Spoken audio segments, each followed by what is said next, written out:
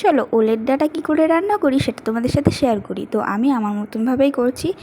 দেখো, ওলের ডাঁটাটা প্রথমে ভালো করে কেটে ধুয়ে একটু লবণ দিয়ে সেদ্ধ করে নিয়েছিলাম। তো দেখো, এটা কিন্তু ফুল সেদ্ধ না, হালকা। তো এরপর এটাকে জল ঝরিয়ে নিতে হবে। তারপর কড়াইতে তেল দিয়ে দেব। এরপর আমি একটু শুকনো লঙ্কা আর সরিষা ফোড়নে দিয়ে নিলাম। তো এটা ভালো করে নাড়াচাড়া করে আমি এই ওলের ডাঁটাটা অ্যাড করলাম। এরপর হালকা একটু লবণ, হলুদ, একটু চিনি দিয়ে নিতে হবে। তো তোমরা যেমন মিষ্টি খেতে চাও সেই পরিমাণে চিনিটা অ্যাড করবে। আর একটা জিনিস কিন্তু মিস আছে, তো সেটা কি বলো তো, কাঁঠালের আটি। হ্যাঁ, বেশ কিছুদিন কাঁঠালের আটি বাড়িতে অনেকটাই ছিল, অনেক কিছু নষ্টও হয়ে গেছে।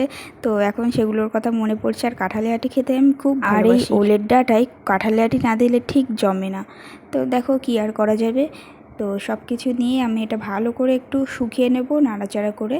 তো দেখো, চিনিটা কিন্তু আমি এখন অ্যাড করছি লাস্টে। তো কিছুটা দিয়ে নিলাম, একটু মিষ্টি মিষ্টি হলে বেশ ভালোই লাগবে। আর এরপর দেখো, ভালো করে অনেকটাই গা ভাজা করে নিতে হবে, যাতে ভাজা ভাজা গন্ধটা বের হয়। তো দেখো, অনেকটাই কিন্তু হয়ে যাচ্ছে। তো দেখো, ছোট্ট ভিডিওটাতে আমি কিভাবে ওলের ডাঁটা রান্না করলাম সেটা তোমাদের সাথে শেয়ার করে নিলাম। তো জানিও, আর কাঁঠালের আটিটা হলে বেশ ভালোই লাগতো। তো কী আর করা যাবে। তো আজকের ভিডিওটা এই পর্যন্ত। ভালো লাগলে লাইক, কমেন্ট, শেয়ার করে দিও। আজকের মতো টাটা।